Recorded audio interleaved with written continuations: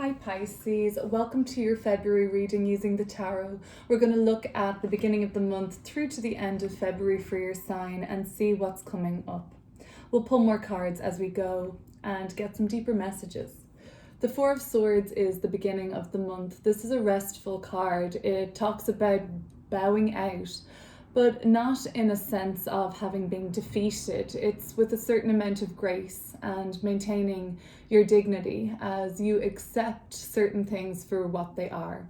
The Four of Swords is the enlightening acceptance that comes when we slow down, when we lie down, when we walk a mile in somebody else's shoes, when we realize that it's all about the realization that when we realize that each person out here in this game of life is walking their own journey and this can't be sped up or interfered with on your part. There is a radical compassion and forgiveness that can come up for you in Four of Swords energy, with that acceptance and awareness that everybody is just doing the best that they can. And it's up to you as to what role you want to fit in there. There is also a full moon in Leo on the 5th. This is a really creatively charged full moon. Pay close attention to your dreams this month, Pisces, because the Four of Swords talks about downloads that are occurring for you and spiritual breakthroughs that you're having at the beginning of the month. As the month progresses, we step into Nine of Wands in reverse energy. So it is again a sense of wanting to throw in the towel. This first person here in the Nine of Wands, before we clear this guy up, they're laying on a bed of wands, okay? Their headspace is illuminated. And to me, it looks like they don't even want to get up. They don't even want to try because they're tired. In the reversal of this energy in Nine of Wands reverse, it's even more extreme. It's saying that this person wants to give up. Again, I'm still hearing this flogging of a dead horse scenario coming up. And it seems to me like that there is something that you are just not ready to give up on yet. And it's almost like your body hasn't caught up with your mind yet, or your reaction hasn't caught up with the breakthrough and download that you've had at the beginning of the month. There's still like a residual tendency for you to want to push something or somebody past its limitation. So the Nine of Wands in reverse is talking about a surrender, of an acceptance and a continued effort needed on your part, Pisces, to just accept something for what it is this month. Overall, the tone of February is going to be one of reflection for all signs. Next month in March, we have 3 major planetary shifts. Saturn will leave Aquarius and move into the sign of Pisces in March. Pluto will leave Capricorn after spending 2 decades there and move into Aquarius. March will leave, Gemini will leave, no. I'm a Mars in Gemini. I get a little tongue-tied sometimes. Mars will leave Gemini and head towards Cancer. Mars has been in Gemini since August 2022. So we're expecting new changes, new storylines emerging for us in March. So before we get to that point, and of course Pisces, you're the last sign of the zodiac, so we will be ending our karmic cycles here in this body with Pisces season in March 2023, February 2023, as always. But this particular Pisces season in March has so many more shifts and new beginnings and new storylines emerging. So for now, in February, reflect on where there seems to be force in your life versus ease and flow, and kind of tap into that. By the end of the month, you have a massive decision to make. This has been a decision that you finally have clarity on. And I believe that this could be something you've even been considering since, I'm going to say like October, November, perhaps. The Seven of Cups in reverse. As we can see in the upright position, this person has a lot going on up in their headspace, like clangering cups just belting around, like migraine alert. I'm seeing that. So with the reversal, it's like that all quietens down for you and you begin to be able to see things much more clearly without that dull or severe head banging annoyance that's been going on. So you land on an option in March. By the end of March, you make a choice. Let's clear these cards up. At the bottom of the deck, I have the Devil card. I have the Six of Cups.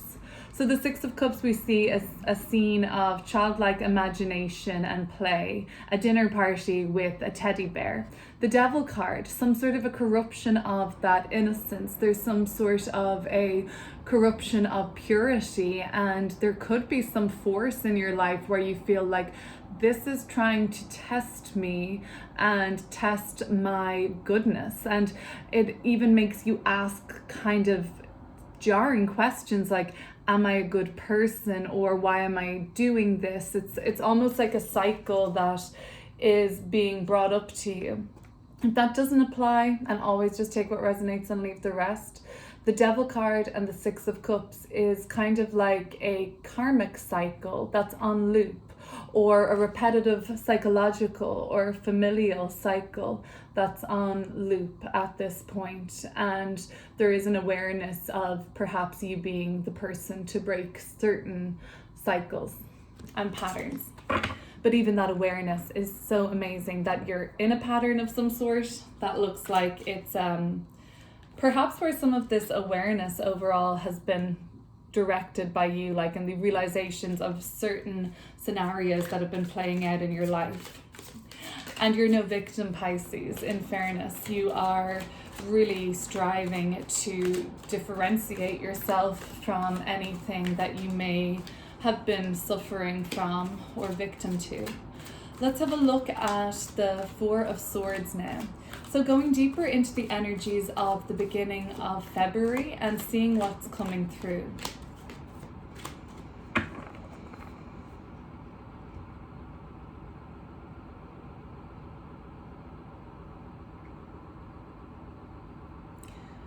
There is, not for a big surprise to me, construction going on outside. I do live in a busy city, and perhaps this is talking about some sort of a constructing or structuring you're doing in your own life. First major arcana of the reading here, basically with the Chariot. We did see the Devil card, but it was at the bottom of the deck, so it hadn't fully made its way onto display. And the Seven of Swords. So the Chariot card talks about readiness. It talks about somebody leading you towards a goal. There is some sort of an inspirational person that's around you that you kind of just, there's no envy here. It's like you wish you could be doing what they're doing. You know you have the capability to do it, if not even maybe a little better or a little bit more Piscean. And there's something about the essence of Pisces that you can bring to the world, even if the world isn't always necessarily ready for that or catering to your qualities like that. The Chariot card is telling you that either way, irrespective of the world being ready for you, Pisces, the Chariot only appears to us when we are ready on a soul level for a major leveling up in our life. This is not essentially the easiest thing for you to do either, though. The Seven of Swords talks about some sort of an obstacle. The obstacle in your way at the moment, Pisces, to me, it seems to be, it's not good. It's a plan that has not been thought through yet. It's something that hasn't been fully figured out for you. The Seven of Swords, the way this person's doing it, they're ending up dropping swords as they move. Like one's already on the ground, two are about to fall out. It's just not a good plan. It's not a good strategy right now. So the Seven of Swords asks you to get back to the drawing board and to begin to strategize, because on a level of like needing to move forward in your life, needing to level up, that's not for nothing. That's coming from a soul yearning and a kind of like, come on, we've been ready, Pisces. So just get your head straight on how to formulate the plan for your next steps, learning from your mistakes. That's going to be massive. Learn from the past, learn from the mistakes, but don't dwell there. Like I said, February is a month of reflection. It's okay to learn from past mistakes and see how they've been contributing. But it's time to break past and push past some of your own limitations, Pisces, while being respectful and aware of the limitations of others, and when to kind of pare back and not force anybody along on their journey at the same time as you. I mean, you're moving at just exponential speed, and it's it's quite a force to be reckoned with. But you're unsure. There's still doubts. There's still something that is like, you are basically, I think, like trying to get somebody to be on your level too. And it's about surrendering some of that control. So the 9 of Wands, let's have a look at what's going on mid-month for you. Venus is in its sign of exaltation in Pisces. So while Venus is in Pisces from now until February 20th, you could be focusing a little bit more on relationships, romance, creativity, your dreams, art, pleasure, luxury, the softer and more gentle side of yourself. And maybe, just maybe, that softness is what needs to happen for you, that kind of gentleness and that surrender. And not always kind of forcing something or not forcing anybody, but just being there to support people. That's a really Venus and Pisces kind of quality. This transit promotes forgiveness and anything artistic.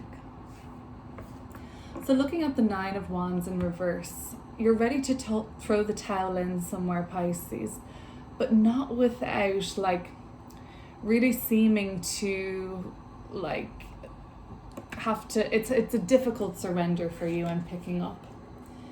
The Queen of Pentacles in reverse, the 4 of Pentacles. If you're dealing with a Capricorn or Capricornian themes such as status, wealth, reputation, constructing, and noisy ass construction, well, things are a little bit strained there.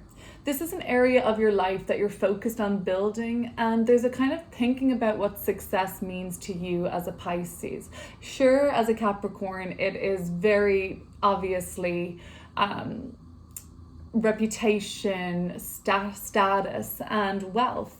But for a Pisces, there could be something more to it. The Queen of Pentacles in reverse. You're encountering an energy this month which I think with a woman in your life is quite difficult. It's a feminine energy, at least, that is maybe controlling. This could be relating to you, Pisces, but I see it as some other controlling feminine energy that's coming through, and there's like so many expectations with this person. And I mean, Capricorn as a sign, and it doesn't necessarily mean you have to be dealing with the Capricorn, does have high expectations. So somebody might demand a lot from you and expect a lot from you, and sure, they may be willing to pay, or they may be willing to offer up a transaction in exchange for you meeting their demands, of course, but I just don't really think it's enough. The 4 of Pentacles, it's not that much money. I mean, it's not that much of a reward. It's not that much of a payoff for what you'd have to do. So it seems like that could lead to this kind of, I'm throwing the towel in here, like, let me just focus on my creations, let me focus on keeping myself sane in this crazy world, and let me focus on my own joy. I haven't seen really many cups yet. Of course, I mean, we have our pentacles, we have some swords. I have the 7 of cups in reverse towards the end of the month, which I think is going to be the start of the breakthrough for you. We'll be in Pisces season at that point. You'll now know what your route moving forward is. There is a sense of frustration here. There is, of course, a purpose. There's a clear purpose at the beginning of the month, but it's about your mind catching up. Earlier it was your body hasn't caught up with the awareness. And basically I see the body as being very reactive, and we can lash out or react or just kind of default to sort of patterns in our life. Even though I believe your mind has already accepted something, it strikes me that you're still relying on certain like knee-jerk reactions. And that's when you're dealing with this issue of forcing somebody to be at where you're at. There's another element where your soul knows that you're ready to level up and ascend, and that knows your purpose, that knows your mission. It always has. The subconscious mind has always known the direction in which you need to go. But there's something about your acceptance in reality that hasn't linked up with that yet. I think it comes down to some self-worth as well. Like, you're worth more than Four of Pentacles. You're worth more than a demanding Queen of Pentacles exhausting you. Okay, so giving yourself February just to catch up all aspects and like just let your mind, body, soul sync up, and that you'll get there. And that's when you make the decision towards the end of March. That's when your choices are narrowed down. And that's really, I see, when your sense of like direction becomes a bit more clear to you. Remember, the Seven of Cups upright is that clangering uncertainty. In reverse, we've made a choice. We've chosen a cup and we've chosen our path forward. So let's have a look at what that may mean. So after around the 20th of February, I see you stepping into the sun moving into its sign of Pisces, your sign. Venus will have wrapped up its transit in Pisces. So you'll have a good idea of what it is that you value and what creates harmony in your life and, of course, joy. You may have even had a massive breakthrough spiritually by the 20th of February. Long may that last all the way through March with the sun in Pisces too. Well, for the bulk of March.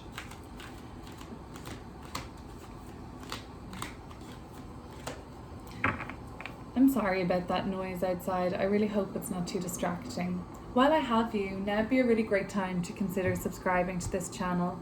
I really do appreciate it. And I want to say a special thanks to all my subscribers already.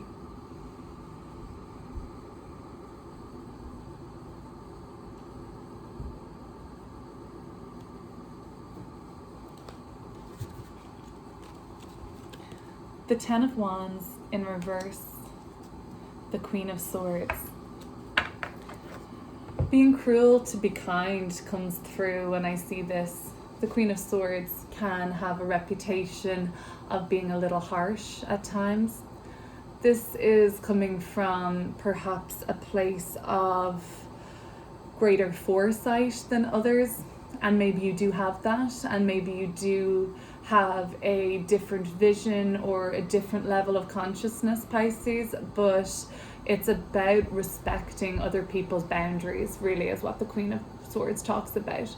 Making sure you're honoring your own boundaries, making sure nobody is overstepping on your own boundaries, and of course, in turn, making sure that that is extended to those others in your life, other people, your family, your friends, your partners. The Ten of Wands in reverse and the Nine of Wands in reverse. 9 and 10 of Wands in reverse, let's say. So from around the 7th of March, you're beginning to feel, or 7th of February, my bad, you're beginning to feel like, I'm going to give up on this.